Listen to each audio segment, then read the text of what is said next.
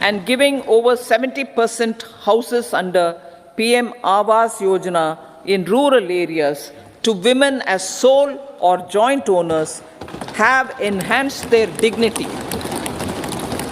Hello friends, welcome back to history में channel. दोस्तों, लेकिन आज हम हिस्ट्री के बारे में नहीं बात करने वाले हैं, आज हम प्रेजेंट के बारे में बात करने वाले हैं।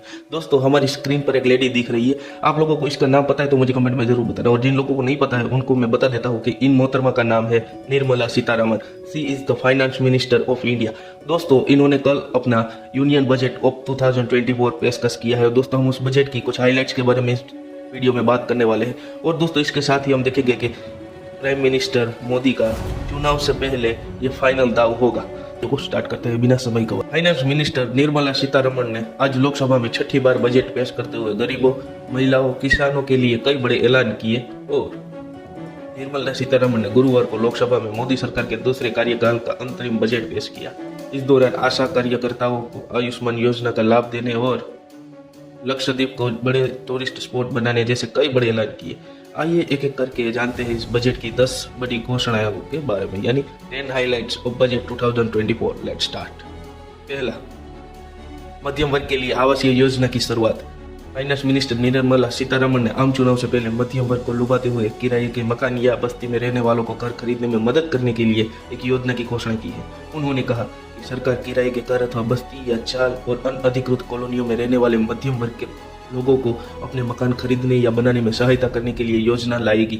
और इसके साथ ही पीएम आवास योजना ग्रामीण के तहत अगले 5 वर्षों में ग्रामीण गरीबों के लिए 2 करोड़ मकान बनाने की भी घोषणा की है। प्रधानमंत्री आवास योजना शहरी और प्रधानमंत्री आवास योजना ग्रामीण के तहत बजट को 66% बढ़ा दिया है। दूसरा, आशा वर्कर्स को आयुष्मान भारत योजना का लाभ।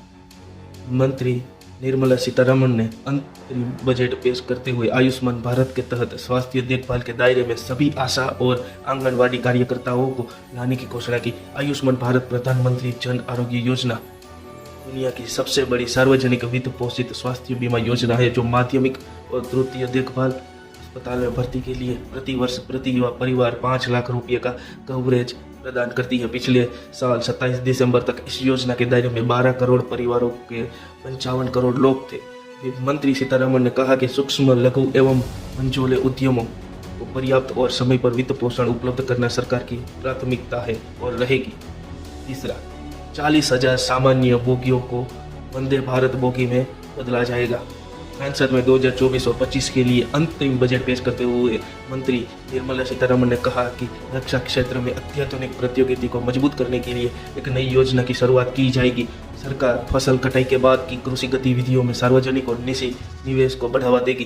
कृषि जलवायु क्षेत्रों में विभिन्न फसलों पर नैनो डीएपी के अनुप्रयोग का विस्तार किया जाएगा। 3 प्रमुख रेल गलियारों का निर्माण किया जाएगा और रेलवे की 40,000 सामान्य बोगियों को वंदे भारत मानक में बदला जाएगा। 3 में से 1 रेलवे कॉरिडोर सीमेंट के लिए होगा। चौथा, लक्षद्वीप को बड़ा टूरिज्म स्पॉट बनाया जाएगा। निर्मला सीतारमण ने कहा कि देश में घरेलू पर्यटन के लिए पैदा होते उत्साह को देखते हुए लक्षद्वीप सहित हमारे द्वीपों पर शिप कॉन्टेक्ट पर्यटन के बुनियादी ढांचे और सुविधाओं के लिए परियोजनाएं शुरू की जाएगी। हमारी आर्थिक ताकत ने देश को व्यापार और सम्मेलन पर्यटन के लिए एक आकर्षक गंतव्य बना दिया है। वित्त मंत्री यानी फाइनेंस मिनिस्टर द्वारा लक्षद्वीप का उल्लेख महत्वपूर्ण है, क्योंकि प्रधानमंत्री नरेंद्र मोदी ने गत 4 जनवरी को लक्षद्वीप का दौरा किया था। सोशल मीडिया पर उस समय विवाद खड़ा हो गया था जब मालदीव के एक मंत्री और कुछ अन्य नेताओं ने लक्षद्वीप के एक प्राचीन समुद्र तट पर प्रधानमंत्री मोदी का एक वीडियो पोस्ट करने के बाद उनके खिलाफ अपमानजनक टिप्पणी की थी। हालांकि उनके साथ कार्यवाही की जा चुकी है, लेकिन ये मुद्दा तो होगा ही। इसीलिए हम अपने टापुओं को क्यों ना अच्छा बना दिया जाए, उनको टूरिज्म स्पॉट बना दिया जाए, ताकि ज़्यादा से ज़्यादा आमदनी हमारे देश के पास ही रहे। 5वां, शून्य या कम ब्याज दर पर 1 लाख करोड़ का लोन। केंद्रीय शिक्षा मंत्री धर्मेंद्र प्रधान ने गुरुवार को कहा कि उभरते हुए क्षेत्रों में निजी क्षेत्र के रिसर्च एंड इनोवेशन को प्रोत्साहन देने के लिए उद्देश्य से 1 लाख करोड़ रुपए की कोष पूंजी बनाया जाना वास्तव में बाजी पलटने वाली नीति साबित होगा। मंत्री निर्मला सीतारमण ने 2024-25 का अंतरिम बजट पेश करते हुए इस पूंजी की घोषणा की। वित्त मंत्री ने कहा 1 लाख करोड़ रुपए की कोष पूंजी स्थापित की जाएगी, जिसमें 50 वर्ष का ब्याज रहित ऋण होगा। इस कोष पूंजी के माध्यम से दीर्घकालिक वित्त पोषण अथवा लंबी अवधि के लिए फिर से वित्त पोषण किया जाएगा तथा इसमें कम या शून्य ब्याज दर होगी। छठा, पब्लिक ट्रांसपोर्ट के लिए इलेक्ट्रिक बसों का प्रोत्साहन। वित्त मंत्री सीतारमण ने कहा कि सरकार चार्जिंग बुनियादी ढांचे को बनवा देगी के लिए इलेक्ट्रिक वाहन तंत्र का विस्तार करेगी और सार्वजनिक परिवहन नेटवर्क के लिए ई बसों को प्रोत्साहित किया जाएगा। यहाँ पे ई बस यानी इलेक्ट्रिक बस प्रयोजन है मेरा।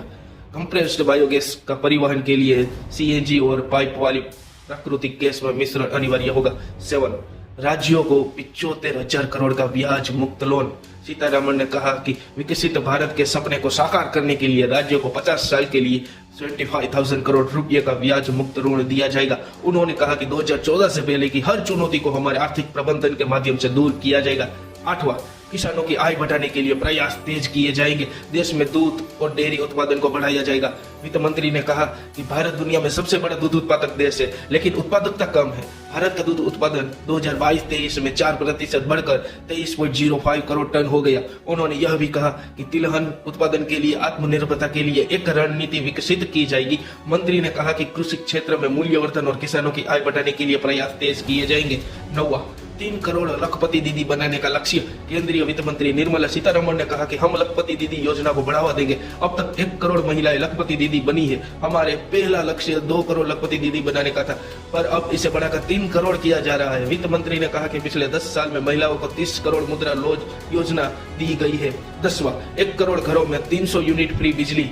वित्त मंत्री ने कहा कि रूफटॉप सोलर योजना के तहत हर महीने 1 करोड़ घर में 300 यूनिट फ्री बिजली दी जाएगी। तो दोस्तों ये थे 10 बहुत ही ज्यादा अग्रणीय फैक्ट जो इस बजट में शामिल हुए थे। तो दोस्तों अगर आप लोगों में से किसी को भी इस 10 फैक्ट के बारे में कोई भी प्रयोजन हो या कोई भी संबंधी हो, उसके संबंधी कोई मुश्किल हो तो मुझे कमेंट में जरूर बताना। और हाँ, इस चैनल को सब्सक्राइब कर देना, वीडियो को लाइक कर देना और अपने दोस्तों में जरूर शेयर कर देना। और दोस्तों मिलते हैं अगले मजेदार वीडियो में। Thank you for watching.